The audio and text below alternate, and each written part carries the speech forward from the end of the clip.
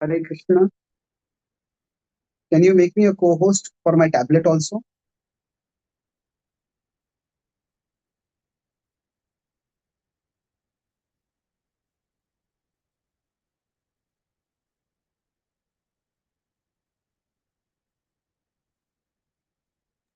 Is it done, Prue? Not yet. My phone has been done, but I don't need for the phone. I'm not sharing my screen there.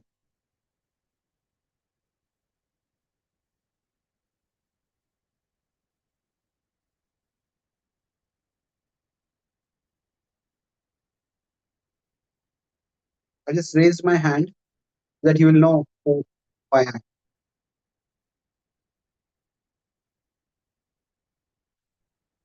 Anyway, let us start.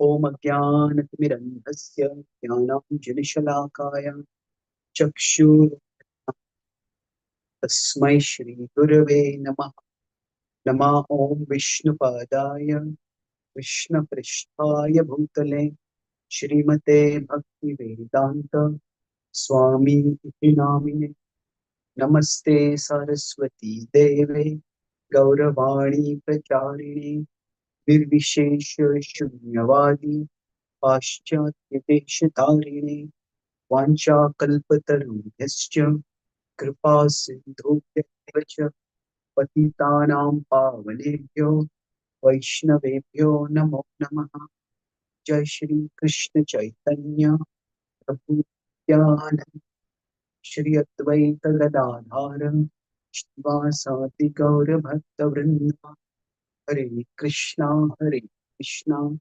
Krishna Krishna Hare Hare Hare Rama Hare Rama Rama Rama Hare Hare.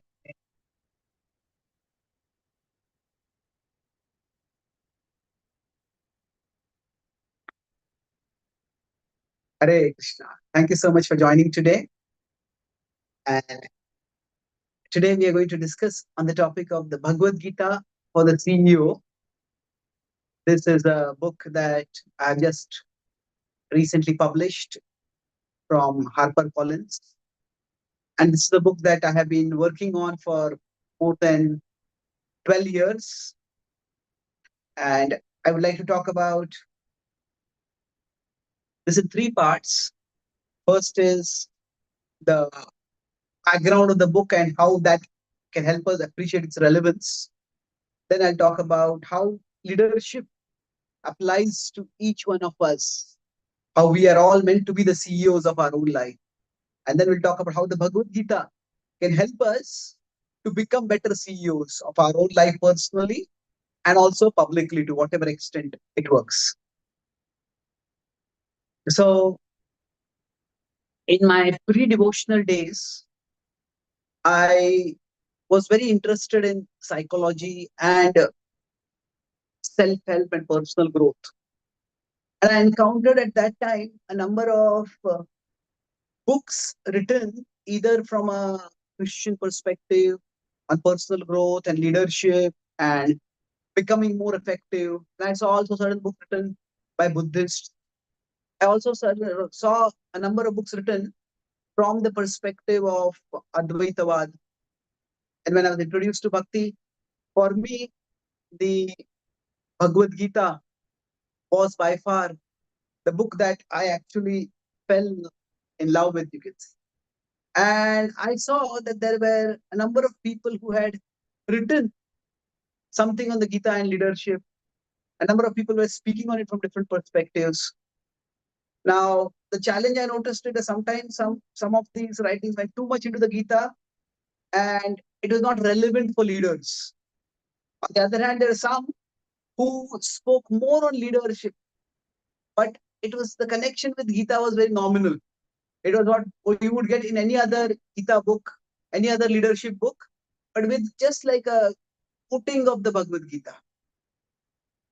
So from that time, I started exploring, how exactly does the Gita and the leadership intersect. So basically, you can consider three circles over here. There is the Gita's knowledge, then there is leadership in this world, and then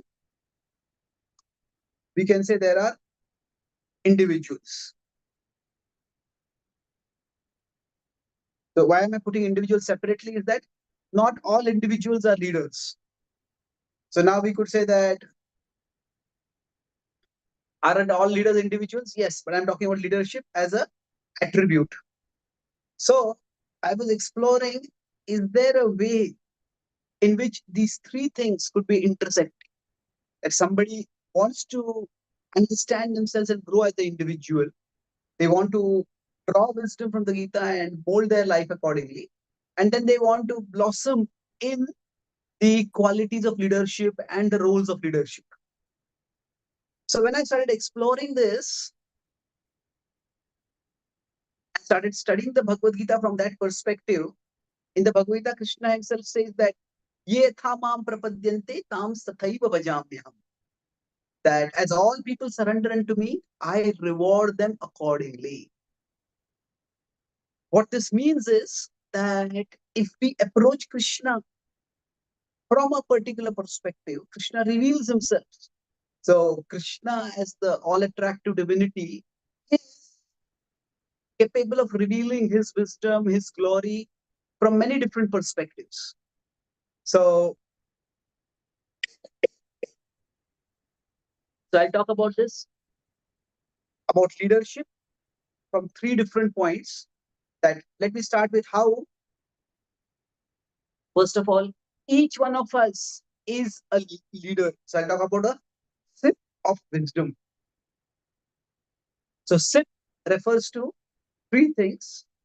Every one of us has to be a self-leader.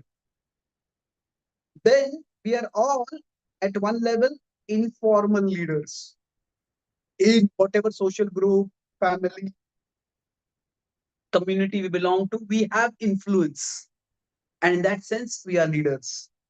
And lastly, we are all potential leaders. We have so much more within us that we are meant to develop. And as we develop those potentials within us, then each one of us can become a bigger and greater leader through all of this. So let's explore these three themes from the perspective of the Bhagavad Gita and our application. So if we consider becoming a self-leader, what does this mean practically? By the way, are all of you able to see me, or you are only seeing the screen?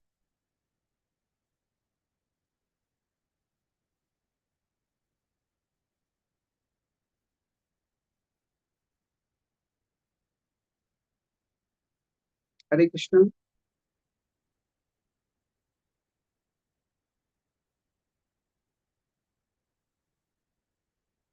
Okay, earlier I was seeing both myself and the screen. Now I'm seeing only the screen.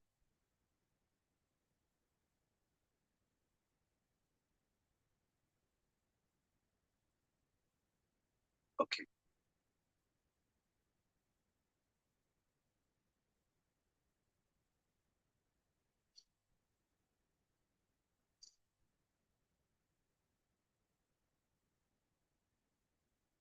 Okay. So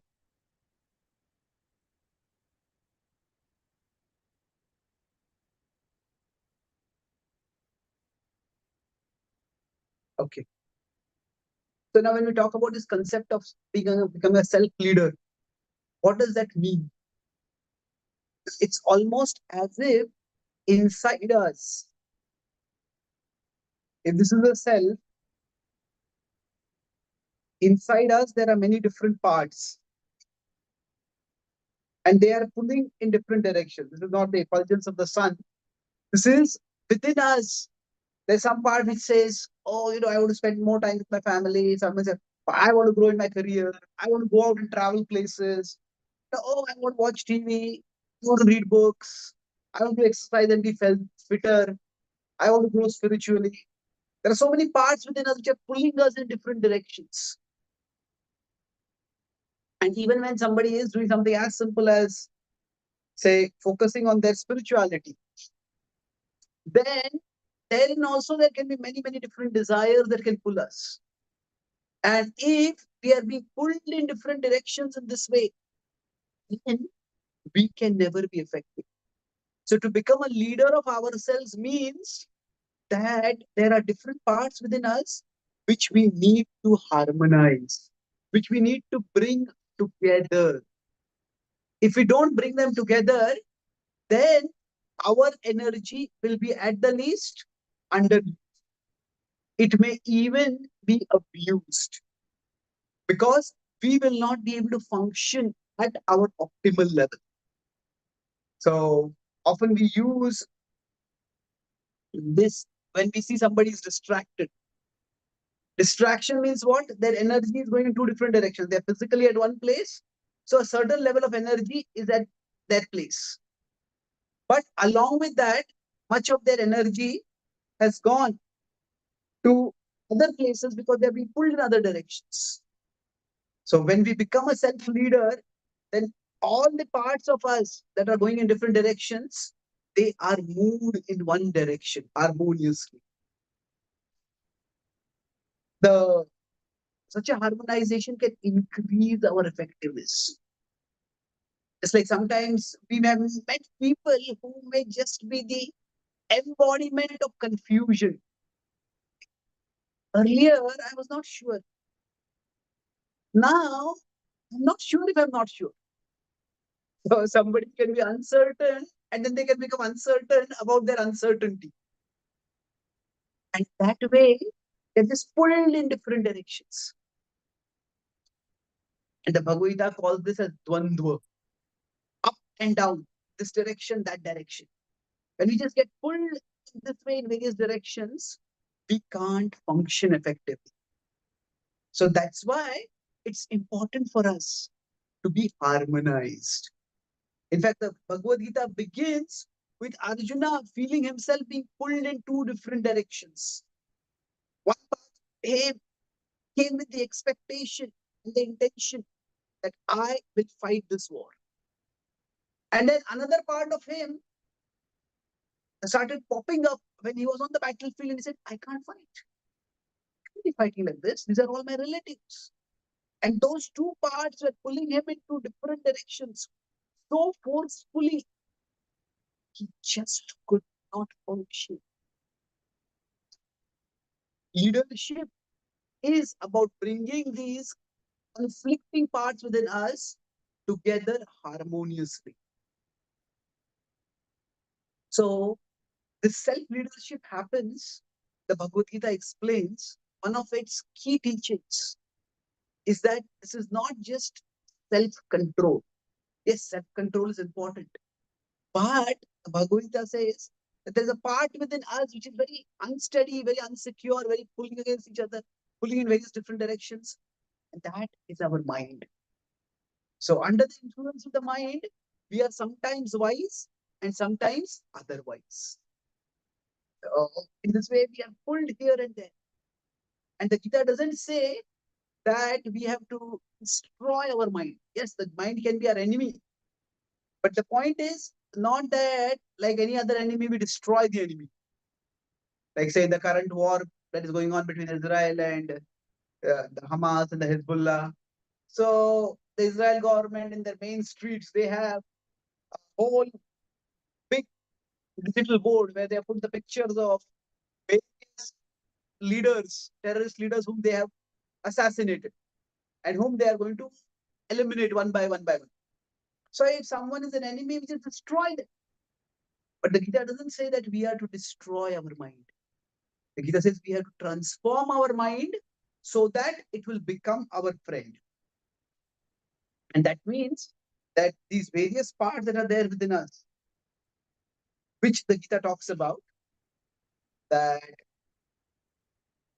so we have all these different parts going in different directions. From there, we come to the level where there is one part of us which becomes the leader. That is becomes our driving purpose in life. And then all the other parts, they also start aligning in the same direction. And this is how we all can have inner harmony.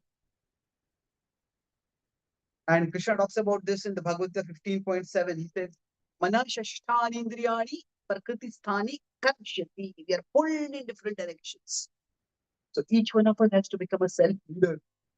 We can ourselves think, because of indecision, because of distraction, and because of taking U-turns, because of going round and round. And what happens is, how much time have we ourselves wasted in our lives? How much of our potential we have not utilized? So indecision means we are going in a particular direction, but then we go and then we stop. Starting, should I go or not? Distraction, we are going in this direction, but then we suddenly go off in that another direction. U-turn means we are going in a particular direction, we go back. And all this is because of there is no self-leadership. That means there has to be inner harmony within us. And the Gita guides Arjuna to such inner harmony. The Gita tells him, oh Arjuna, by the end of the Gita, what has happened to Arjuna is my illusion is dispelled and I have become situated in composure, in confidence. So this inner leadership, the self-leader, how do we become a self-leader? That is by broadly two things. We have our buddhi, we have our intelligence, and we have our mind. So Krishna says, by the end of the Gita, the intelligence is filled with confidence, and the mind is filled with composure. Composure means calmness. Confidence means clarity, energy. So if these two are there, then that is a sign that we are internally harmonized. Our intelligence and mind are both going in the same direction. This is a stage where we are empowered. Empowered means that the two forces that are there, the force of emotion and the force of reason, the force of the mind and the force of the intelligence, they are harmonized together. Mai arpit manobuddhi. We all may experience this challenge within us that sometimes we are more emotional, sometimes we become too logical. We can't be together. So this harmony that comes within us, that is the first characteristic of a leader. The Bhagavad Gita says, through the practice of yoga, we all can become internally harmonized. We can all ensure that we become self-leaders. The Gita talks about various forms of yoga, but focuses ultimately on Bhakti Yoga. Now each one of us can, by connecting with the divine, become internally harmonized and empowered. So just as Arjuna would put aside his bow in dejection, saying, I can't fight, picked up his bow in readiness to fight. So similarly, each one of us can also become energized, can also become enthused. So how exactly does this inner harmony happen? How do we become a leader? Imagine that there's some leader and leading an army, and the leader is leading the army, and the leader charges forward, and none of the army comes with it. There's some people go in one direction, some people go in another direction, some people just stay where they are. That leader, that king, that general will not be able to achieve anything. So for us, now the new year is coming, and we may make new year resolutions, but it's that we keep charging ahead, and we find a large part of us is not with us, and then we are pulled back.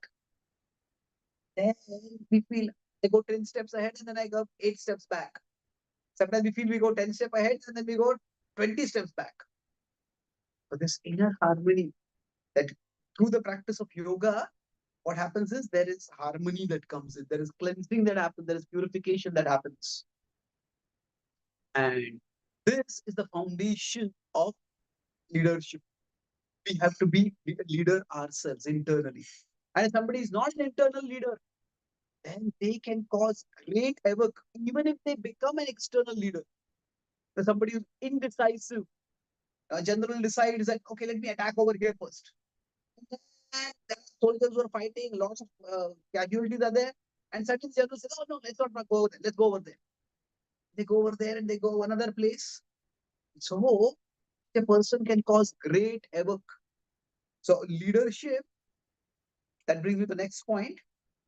Now, how do we understand what is leadership? Leadership is not so much determined by how much others value us. That is how we often think of leadership. That, okay, if I come into a room, how many people turn their heads and pay attention to me? How many people offer their respects to me? If I post something on social media, how many people see that? How many people appreciate that? We often have the idea that my leadership depends on how much others value me. And yes, that is one parameter of leadership. But a far more important parameter is how much value I can add, I can bring to others. How much value I can bring to others' lives. That is far more a criteria of leadership. Because now, for a leader, how much people will value them, that is not in their control. People may or may not value it. So this is, we are talking about the informal aspect of leadership. That each one of us, we may not have a formal position of leadership within our organization, within our home, within our social group. Even if we don't have a position, no, we can have. So this is associated with the position of being a leader. This is associated with the disposition of being a leader. And having the disposition of leadership is far more important than having the position of leadership. So if we consider these four quadrants, somebody has the position of leadership and somebody has the disposition of leadership. Now, if we consider these four things, now what do we mean by position and disposition? Position means somebody is appointed as a leader or somebody somehow becomes a leader. Say, for example, there are heads of state.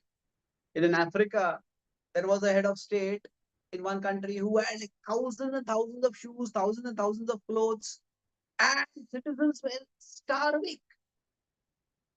And with such a way of living, what is that leader doing? They're using the position, they're destroying the people under the French Revolution in 1789 happened because the peasants and the general citizens were starving and they came to the king and the king was not there. They came to the queen and they said, we want bread. And the queen was so, Marie Antoinette was so disconnected from the lived reality of the citizens that she said, why screaming that you don't have bread? If you don't have bread, then eat cake. Cake was something which was not even the stuff of fantasy for them. They're so poor that they couldn't have cake at all, but that was her level. So if somebody has the position but not the disposition, then it's a terrible situation to be in. Because such people will make everything worse. They'll make things worse, and not only they will become worse because they will abuse the power. They will harm themselves and they will harm others.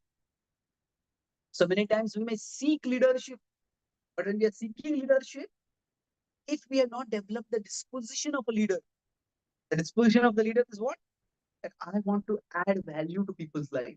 I want to serve people in such a way that the value in their life gets enhanced. Without that, this is a terrible situation to be in. Now, if a person has neither the position nor the disposition of a leader, that person will not be very effective. We can say they'll be harmless. Here, the person will be positively harmful in the first quadrant. So, some people are just, they just don't care for the world. They don't have any position in the world. And they just live their own life. Their life does not have much value. Now, we could say that right now we're talking about this third quadrant where somebody cultivates the disposition of a leader even when they do not have the position of a leader. So this is possible for everyone. It's possible for everyone. It will be beneficial for everyone. Not everyone can be a leader in the sense that if we consider, say, the Indian cricket team. As the Indian cricket team, there will be only one captain. But just because there is one captain does not mean that everybody else is just passive. No. If, say, one batsman is there in the middle of the track and everybody is just collapsing, and the batsman takes a leading role over there. And the captain from the pavilion can't be constantly guiding. So this batsman decides, okay, no, I will deal with the difficult bowlers and you just defend, let the other person, and then that person takes leadership. So the person may not have an official position as a leader, but they have the disposition of a leader. In fact, in many ways, Krishna himself was in this position or in this particular role quadrant. Of course, Krishna is the Supreme Lord, and in that sense, he is the ultimate leader. But at the same time, we see that Krishna did not take the position of a leader. What did Krishna do? Krishna let Maharaj Ugrasen, who was the father of Kamsa, whom he neutralized. So he had full right to himself have become the leader. In fact, the Yadus expected him to take on the position of kingship, but he said, no, I'm not going to be the king. Ugrasen will be the king. And I will be the assistant, the servitor of the king. Now Krishna is often called as Mathura Nath or Dwarkadhish because he was the guardian, the protector, but he was never officially the Lord. So one can acquire the disposition of a leader even when one does not have the position of a leader. And many times when we seek leadership, what happens is, while seeking leadership, we desire the position. And that desire becomes much stronger than the desire for the disposition. The disposition is where I am taking responsibility. Okay, if there's one person listening to me right now, let me guide that person in the best possible way so that the value that I add to that person's life is truly something substantial, maybe even something transformational. But instead, I think, oh, why did 10 people, 20 people, 50 people, 100 people, 1,000 people, 500 people there? We keep desiring the position. And when we are desiring the position, then that will keep us perpetually dissatisfied. So this situation at one level keeps us dissatisfied because we may never get the position as big as we want. Even if we get a big position, we'll still keep wanting bigger position. And not only that, what will happen is we will be dissatisfied, and whatever we'll be doing, we will be devaluing what we are doing. We will be devaluing our work, we'll devalue ourselves. And if we are devaluing what we are doing, then we cannot add value to other people's lives. So imagine there's a teacher who is teaching a subject, and the teacher itself says, actually, what I'm teaching is not at all important. The teacher doesn't think what they're teaching is important, then why should anyone else consider it to be important? Why should anyone else be there at all? Isn't it? But if we are devaluing what we are doing, why will anyone else value it? So that's why it's so important for us to recognize that we have something of value and we can add value to others. So when the Bhagavad Gita talks about being detached, karmanyevadhikaraste ma phaleshu kadachana. So it says detached means do the karma but not the phala. So focus on karma and don't worry about the phala. So this karma is cultivating the disposition of a leader. That means, how can I take up the responsibility of a leader and how can I add value to people's lives? The position in terms of the phala. Now, will I get the recognition from the world? May or may not happen. So if we get this understanding of leadership, then we can be empowered. At an informal level, every one of us has the opportunity to add value to others' lives, to make a positive difference wherever we go. If we see when Arjuna was in the forest, at that time, Arjuna was always trying to be of service to others, was trying to help others. And thus, even when he was in distress, the Bhagavad Gita, what Arjuna had actually lived through out his life, the Gita was teaching him that. And Arjuna went out of the kingdom. I'll just come to that story in a few moments. But before that, let's look at this last quadrant that we could say most of us, this is ideal. That means a person has the disposition, they're ready to take responsibility, they have the competence, they have the compassion, they have the virtues that make a person a true leader. And then they are acquiring the position of a leader also. So somebody becomes the head of state, that person actually loves the country, that person has a proper understanding of how the country works, and that person has the diligence, the dedication to, to work for the good of the country, and the country will flourish under such a person. If, if there is a family, there is the head of the family. Now, in many parts of the world, the families are broken. The head of the family is not there at all. The father is not there. The mother is sometimes drugged or stoned. The kids are fending off for themselves. That's a terrible situation to be. But there are responsible parents, and then they have a child. They will take care of the child. So now parenting is not a formal position of leadership in the world's eyes, but it is probably one of the most important roles of leadership that we can ever play in our lives. So when we come to the role of being a leader, in the sense that have the formal position of being a leader, and we also have the disposition of being a leader. So it is in this situation where most of us will be, and Krishna in 3.21 says that Yadyad Acharati Sreshtas. So the implication over there is that each one of us has some influence in our social circles. And if we set the standard of taking responsibility, others will follow. If we focus on doing our best and trying to bring value to every single interaction that we are having, when we speak to others, we try to speak something meaningful. When somebody is in distress, we try to be an instrument of kindness, of compassion, of helpfulness for them. We try to do something which can assist them.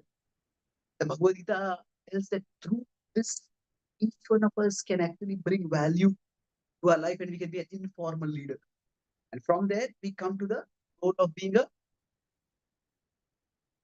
this is where the last part we come in is in the SIP acronym, talk about self-leader, an informal leader, and now potential. Each one of us has untapped potential. And when we can bring out that potential, there is magic that can happen. So when you bring about that potential, when some specific attribute is developed from within us, it's manifested, happens is that the leadership potential which we have in our particular field starts becoming developed, starts becoming deployed for the good of others. So we could say that the informal leadership is about disposition. And then the potential when it develops, that gives us the position. So how do we develop this position? How do we seek this position? So this is where if we do it without the first two steps, and if we do it after the first two steps, there's a world of difference. Now, we all have certain talents. Now, when the Gita says that we all have our varna, guna karma vibhagashaha, so the talents are associated with our varna. And so somebody may have musical ability, somebody may have mathematical ability, somebody may have managerial ability. Different people may have different abilities. But the key point is that whatever abilities we have, we need to first discover them, then we need to develop them, and then we need to deploy them. Deploy them in a mood of service. So for discovering our own abilities, we need at a certain level a calmness. Otherwise, we may have some ability, but we will be so externally agitated. This person is so famous. This person is so good looking. This person is so good in this. Like we will not appreciate our own abilities at all. We need a certain level of calmness. That's why the self, when we become a self leader, of cravings. Oh, I want to be famous like this. I want to be popular like this. I want to be like this. No. The world, there are many superficial desires within us. As long as there's a noise and there's the voice. When there's a noise of desires, external desire that is there within us, then the voice of our inner abilities, of our inner interests, of our inner talents, the noise becomes much more than the voice. The external desire, they keep speaking so loudly that our inner abilities, we don't even become aware of them. So through the practice of yoga, when we do our sadhana, we get a certain level of calmness. And by that calmness, we start discovering, okay, this is what I'm good at. This is what I feel good doing this. And that's our ability starts developing. So generally, how do we discover the ability? We discover by looking at an intersection of two things. I talk about guna and karma. So when we have the guna for something, we feel good doing it. Feel good, not in a cheap sense. Oh, if somebody says alcoholic says, oh, I feel good when I drink alcohol. That is a destructive and deceptive kind of feel good. But we feel peaceful, we feel content. This is what I'm meant to do in my life. We like to observe, try to discover what is it that we feel good doing it. And then when we have the karma for doing something, then we are good at doing that. And at the intersection of these two things, what we feel good doing and what we are good at doing, at the intersection of these two things, we'll find that this is where our talents are there, which we can then develop. So we discover that this intersection, what is it? We can look back at our own lives. If we want to be a leader, leader is not just about impressing other people, getting them to follow us. We want them to follow so that they will get something of value by following us. So what is it that we are bringing of value? Is what we discover. So Arjuna was a great archer.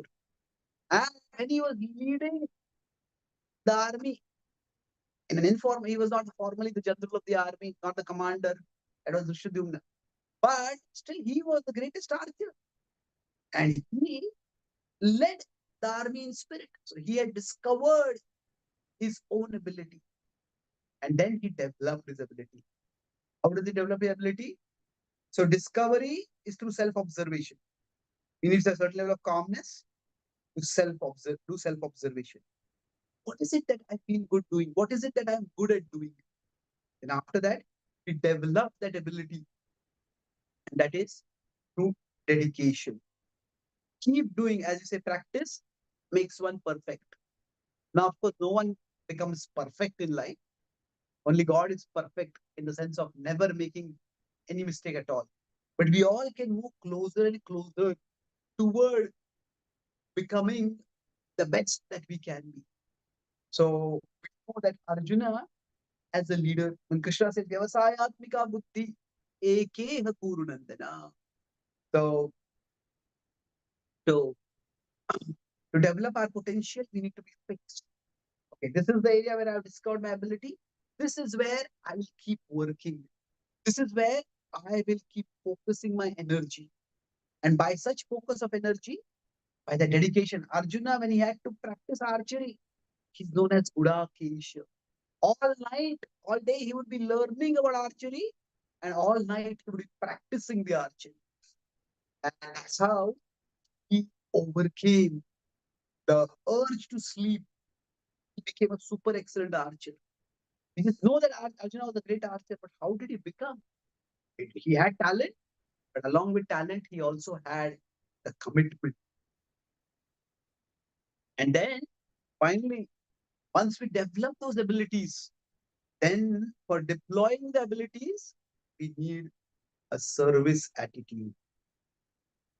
Our abilities are not just meant to give us fame and glory. Yes, that will come in its own way. But the key point of our abilities is that they're meant to be used in service. When the Gita says, Swakarmana tamabhyarcha siddhim vindati manava, it says we work in a mood of worship. Now, many times we feel, okay, I may do some singing, I may do some speaking, I may do some managing, I may do some, write some software codes, I may do this, I may do that.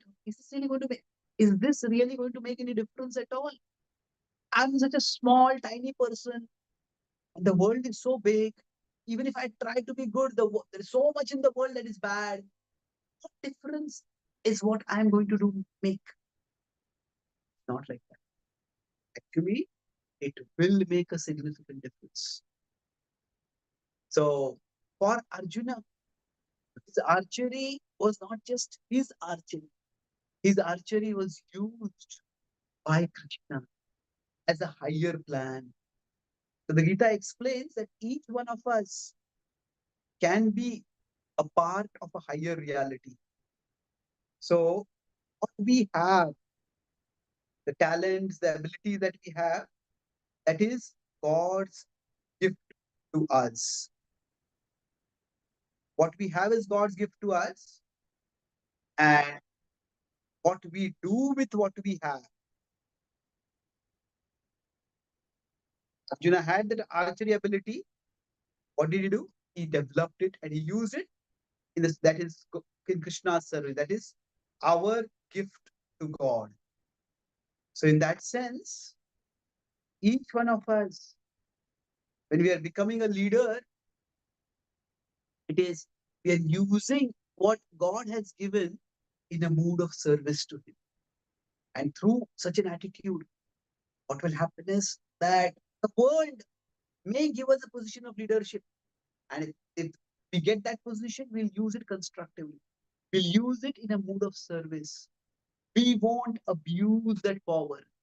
We won't let ourselves become power hungry or corrupted by it. Rather, we will stay connected. So the key is when we have this service attitude, when there is service attitude, with after that when power comes, then a person stays connected. Otherwise, if there is no service attitude, there is just power and there's no service attitude, then what will happen is the person will become corrupted. Corrupted. So Dhritarashtra, he got power, but he was never connected with Krishna. He was never connected with any higher reality. And thus he ended up becoming corrupted. So we may sometimes feel dissatisfied. I have so many dreams in my life, and this is not working, and that has not worked out. My life ever going to matter? Our life matters to Krishna. Because Krishna is there in our hearts, and He wants to do so much more through us. If we are alive, that means Krishna is not yet done with us. We are a work in progress. Each one of us is Krishna's masterpiece. And Krishna's masterpiece is not just yet manifested. So we are God's masterpiece. And when we act in a mood of service to Krishna, when Krishna says, We are Mamayvamsho Jivaloke. Amsha means we are a piece. We are a part of the one who is the Supreme Master, the Supreme Nath. So when we stay connected with Krishna, then our life and our actions become a gift. And this way, our entire life becomes a form of service. So through each of these attributes, how do we become the CEO of our life? That is what we discussed today.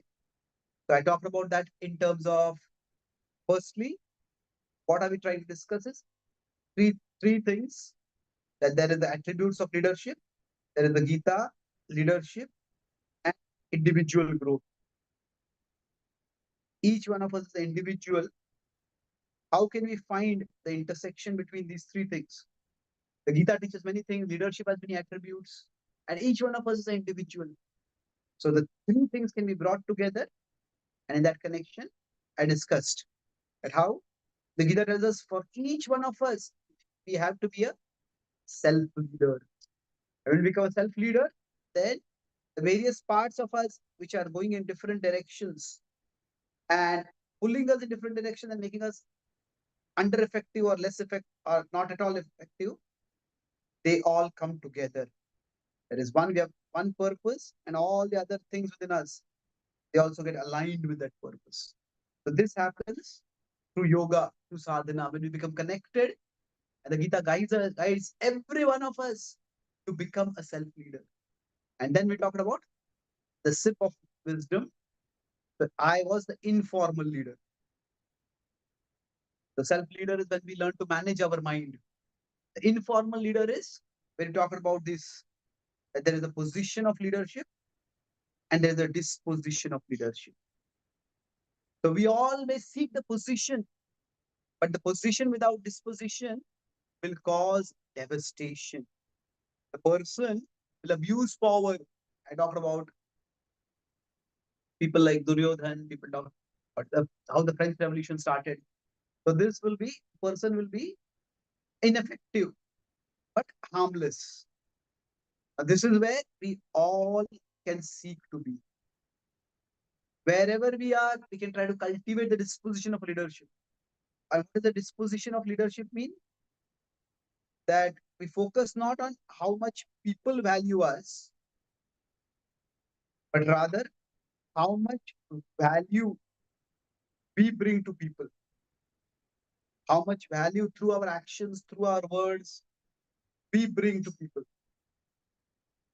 And when we focus on that value addition to others' lives, then we will move gradually from here to here, where we will get the potential for leadership and we'll develop the potential for leadership and we'll get the position of a leader. And then to develop the potential of leadership, I talked about three distinct things. That the first is we discover what are the gifts that are given to us, what feels good and what is good. In this week, this is where our talents, our abilities lie. And then we develop those abilities. We develop those abilities through our commitment, through our dedication.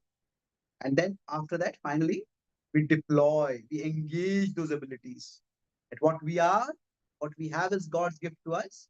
And what we do with what we have is God, our gift to God. And this way, each one of us can fully manifest our potential as a masterpiece of God, through whom Krishna wants us to do wonderful things.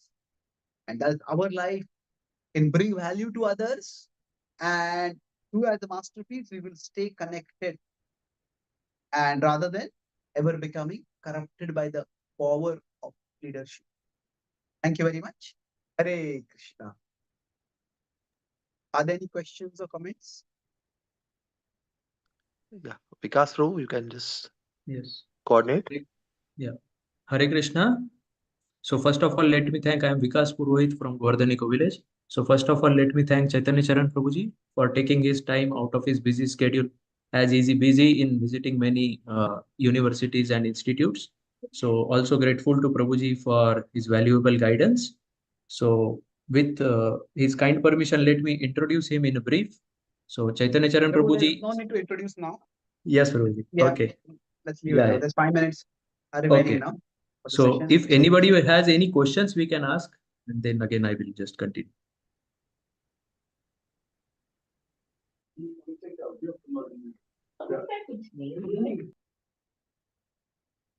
Hare Krishna Prabhuji, Dhamat Pranam Prabhuji.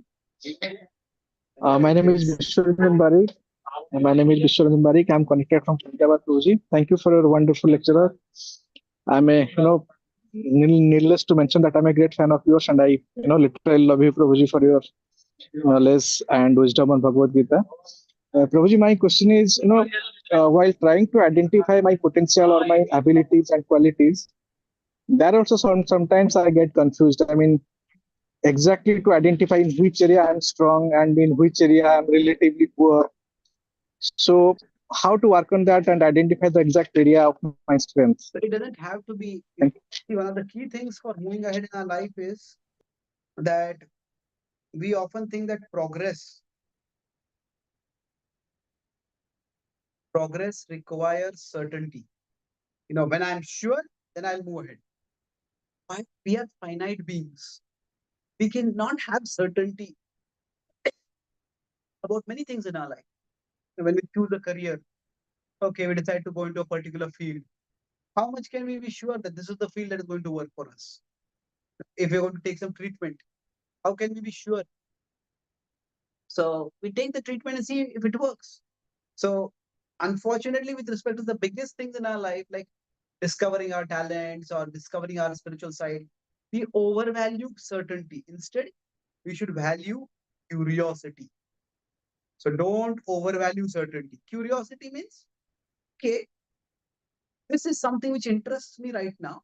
I feel that I have some interest, I have some ability. Let me explore it. And by exploring, we will learn. And it's not just learning about that particular ability and how much we have that ability. It's also learning about ourselves through that process of self-exploration. And there are some people who are prodigies who may have one ability in an extraordinary degree. There may be chess prodigies, there may be cricket prodigies, there may be math prodigies. There's extraordinary talents, but most people are not prodigies. So we all have a various set of talents to various degrees. So explore. So like in cricket, some players might just be, they're just great at batting as an opener. Some people might just great as a fast ball. But many players, they may not have one outstanding talent, but they may be good at batting, they may be good bowling also. They're all rounder. They're not spectacular at anything, but they're good at everything. So many of us, we will not be specialists, super specialists. Most of us will be. So certainty can come generally when somebody is a super specialist. They have an extraordinary ability. I'm not talking super specialist in the sense of a person choosing a particular profession and going into a super specialty in medicine. I'm talking about super specialist in terms of talent. So most of us will not be super specialists. Most of us will be like all-rounders. So as all-rounders, we may not have like one knockout weapon in which we are the best in the entire world. But we can have many, many arrows in our quiver. And we use those arrows and we move ahead in our life. So have attitude of openness and curiosity and develop different areas in our life. So we don't have to make radical changes when we are in a particular role, a particular career, a particular profession.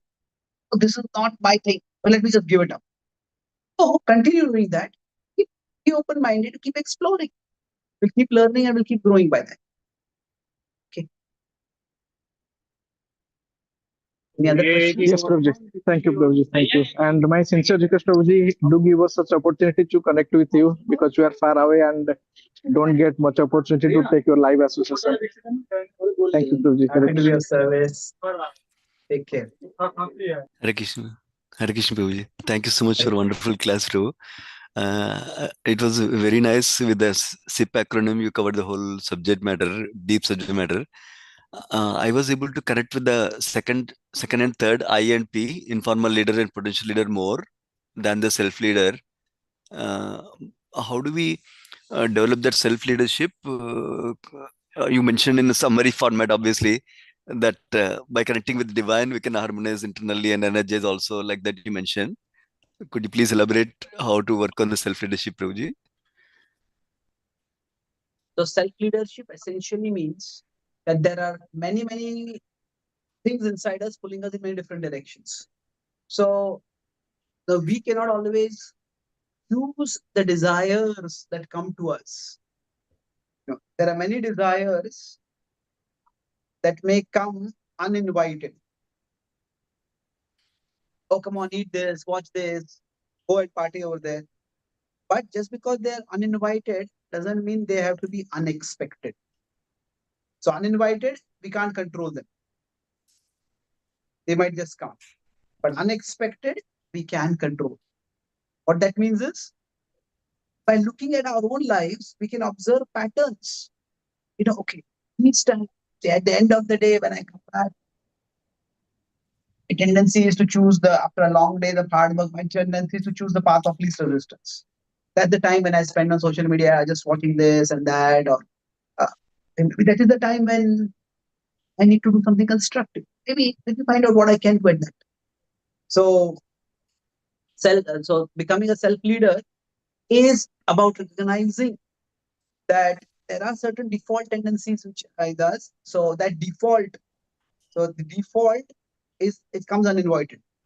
But if we are unexpected, if we are not prepared for it, then the default becomes a fault. If we are ready for it, I know in this particular situation I get pulled in this direction, I pulled in that direction, and I prepare myself so that I don't get pulled in that direction. So if I know that when I sit down to study and if I'm sitting on my bed, I'll fall asleep. Then maybe if I'm serious about my study, maybe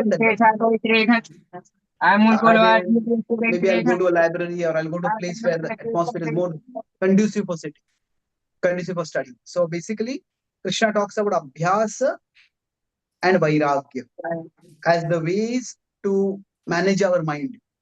So abhyasa and vairagya can be understood many different ways, but one of the ways is to understand it as boundaries. Vairagya means we create boundaries for ourselves. If we tend to overeat or just eat impulsively, sometimes we get what is called as a snack attack. Get attacked by the urge to have a snack. So we get a snack attack.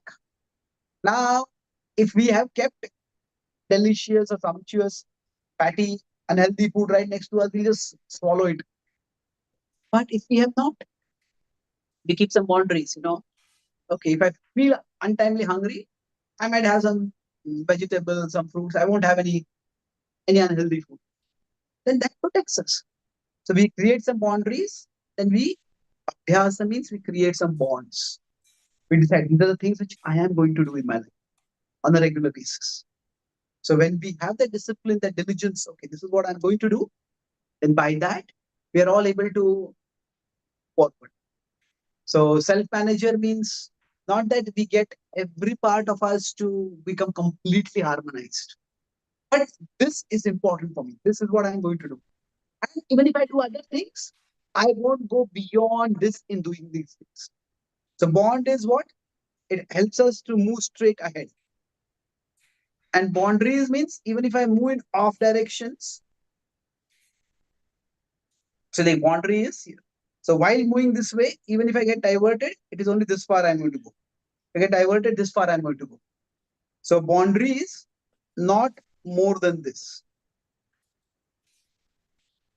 So we create boundaries for ourselves. Okay, so every day I want to say study Shastra. I want to read some books of wisdom every day. So now while reading, okay, I get a little bored. I want to do this, I want to do that. But then our life is structured in such a way that even if we get bored, it's not that 6 hours we are going to spend oversleeping or just binging on social media. We create a structure for our life by which there are certain boundaries. Through the combination of bonds and boundaries, we all can be protected. And that's how we can become a better self-manager. Yeah. Thank you so much, Prabhuji. Very clear. Thank you, Hare Krishna. Thank you very much. Any last question before we stop? Hare Krishna Prabhuji, I have a question. Thank you so much for the class. It's been so inspiring so far. And I wanted to talk about your last point that you made, which was about how we should be focusing on how much value we bring to people as opposed to how much they value us. And I wanted to Yes. ask regarding that, if we are to focus on how much value we bring to people, how do we know if we are bringing them value? Because we can be trying and we can be thinking we are bringing value, but maybe we aren't. So in that situation, we would ask, right? Are we bringing value to you, to an individual person? And that's kind of then going back to the point of, we're still wondering if we do bring value to them or if they value us. Does that make sense? Yeah, definitely. See, we don't live in isolation. It's not that like somebody thinks that they are a great comedian and they have no sense of humor. But they think, okay, I am a great comedian, but nobody gets my sense of humor. So they are dumb people. No, that will not work. So we all need some feedback mechanism. We need to have some well-wishers, some guides who can actually tell us what we are doing, whether it is we are on the right track now or whether we have gone off track. So basically, when we say that how do we evaluate the value of what we are doing? At one level, we can look at our own inspiration. Our inspiration means that do we feel driven to do it?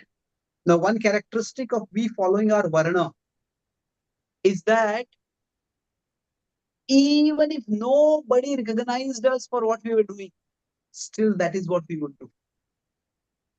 So, is there something like that which we would do? We can observe that. Do we have the inspiration for doing something? There's a famous author, he was asked, if you come to know that you're going to die in 1 minute, what will you do? And he said, I will type faster. So there is no understanding of God. So from the perspective of the Bhagavad, we might say this is just illusion. But no, the God doesn't just exist in the chanting of the holy names or in the temple. God also exists in our heart through the talents and the gifts that He has given us. So our deepest experiences in life are our experience of the deepest reality that is God. So now that is of course an indirect experience of God, but still it's an experience. So my point is that there was such absorption in the act of writing that when there was no fear of death. So now that level of inspiration may be rare, but we can look at when we say inspiration, that we will do it even if nobody cares for it, nobody values it. So that's what we are meant to do. So for example, say somebody is a doctor, and they just want to care for people. Of course, every doctor will want to earn a living, have some respect in society, maybe get recognized as a doctor. But there are some doctors who may just go to remote villages and make it a mission to take care of people over there. They may never be recognized. They do it because that's what I feel called to. That's what I want to do. So we can look at inspiration. The second thing is we can look at impact. Now, impact. So if we are ourselves absorbed in doing something of value in the sense that it is making a positive difference to some people. How many people doesn't matter. But in the impact, there can be evaluation in terms of sometimes there are objective criteria and sometimes there are subjective criteria. So objective criteria could be in terms of if somebody is good at has a particular talent, then at the very least they should be able to earn a living through that. That skill should be marketable. Then it should be benefiting some other people. So objective criteria are there. We have to see what particular objective criteria would be there in our particular case. But the subjective criteria could be, there are our well-wishers, the guides. They may say that, yeah, no, what you're doing is good, but sometimes we may not get the results. The people in general may not appreciate what we are doing because sometimes we may just not have that particular phase of positive karma in our life where the world recognizes what we are doing. So And Arjuna was the world's greatest archer. And he had to go through a phase in his life when he acted like a eunuch. For a person who is a hero, for that person to become like a eunuch and be a dance teacher, it was utterly mortifying for him. But he accepted that. So that is the time when he did not get any fame or recognition, but he accepted it. He had to go through that phase.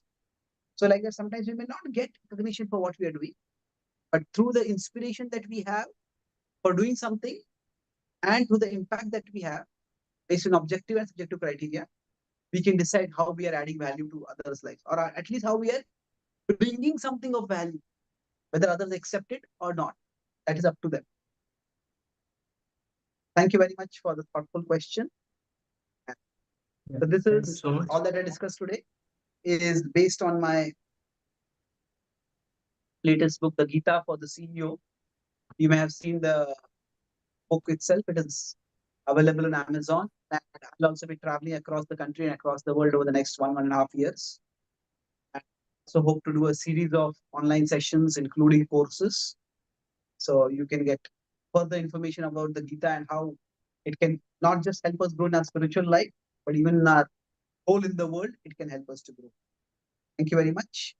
Hare Krishna. Hare Krishna. Thank you very much. Thank you so much, Prabhuji. Thank you very much for participating so enthusiastically. So if you would like to conduct such corporate programs based on this book or something, then, and if you want to get your groups to GEB, then you can just, I am sharing our email ID in the Dropbox. You can just send the mail to us. And also a small announcement on this coming 20th December, we will have online meditation session. So on the eve of World Meditation Day. So details will be shared in your GEB WhatsApp community groups. You can just attend the same. Hare Krishna. Thank you so much. Thank you so much. It will be not a session on, not a meditation session. It will Yeah, be a session on the Gita on meditation. Gita on meditation. Okay, thanks for the response. Yeah.